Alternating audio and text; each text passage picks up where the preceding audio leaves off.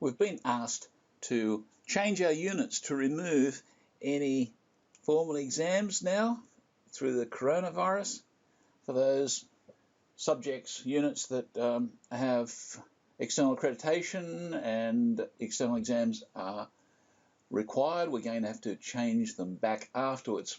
How do we change the unit? We go into the AIMS menu, well, this particular part of the AIMS menu, which is sitting beside your name.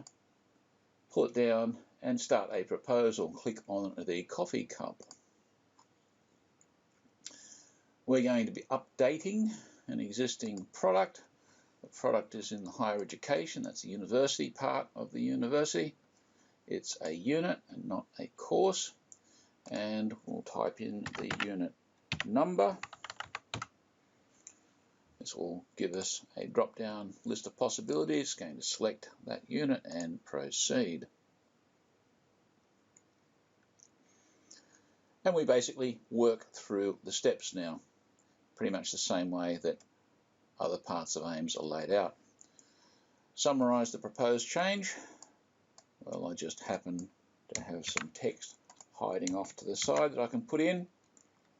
Formal exam will be replaced by a take-home exam of the same weight of the assessment, with the same learning outcomes, identical mapping to other elements. This unit is subject to external accreditation that requires a formal invigilated exam, and so the change will be temporary, subject to the coronavirus restrictions. Justify the change. Give details of the consultation.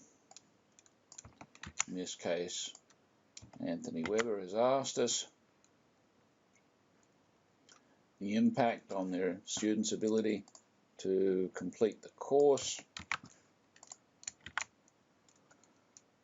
In this case, it's got to do with helping them to complete their studies, the unit.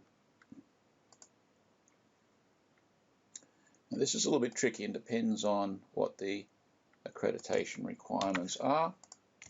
And here I'm saying this unit is part of a suite of units accredited by the Australian Property Institute. In this case, could be FASIA or something else. It requires 50% of the total assessment and so on. So good to put those details in. And note that we have permission to waive the formal exam during the emergency changes. That's about it for this page. We come to the unit overview. We're not going to be changing anything here. Go to next, so we're up to point 3. This is where it gets tricky.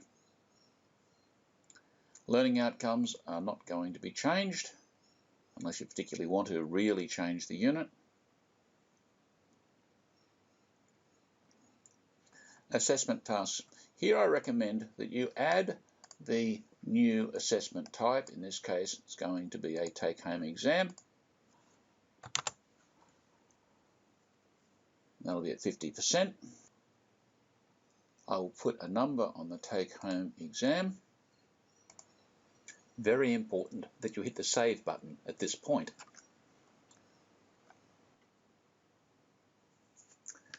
Notice that I have reduced the examination weight down to 0 and I've put the take-home exam up to 50. I've done that because what I want to see if I can get away with is to leave the examination in place, all its mapping, and simply add in the take-home exam and inject its mapping into it. And we'll see that as we go along. Let's come down now. We go down past the mapping of the learning outcomes to graduate attributes. Now we're going to have to do the alignment of the assessment tasks to graduate attributes. Practical assessment's not going to change. Take-home exam. Now you can see I've added a few of these. What I'm going to do is basically mirror the mapping in the take-home exam to the examination. I'm not going to bore you with going through all that one by one. Okay, I've populated all these. Make sure that you do write something in the rationale if it's not already there. If there is already something there, I would recommend that you leave it as it is. And you'll notice that this is a mirror for the take-home exam of the examination. It's basically the same things are being required. As we go through unit details, we don't have to change that. And I don't think anything else needs to be changed. While it might appear that there's going to be an impact on resource requirements, this is really teaching resources, and if you click yes here, you end up with all sorts of complications, because it'll be asking you about laboratories and lecture spaces and tutorial spaces and so on different campuses, which really doesn't relate to our problem. At this stage, you're done. We simply save it and check it over, and I think you can submit it from then. But I would recommend that before you hit the submit button, take a preview, take a PDF print of it, and send it to one of your colleagues for review. And we will be reviewing all of these at the discipline level.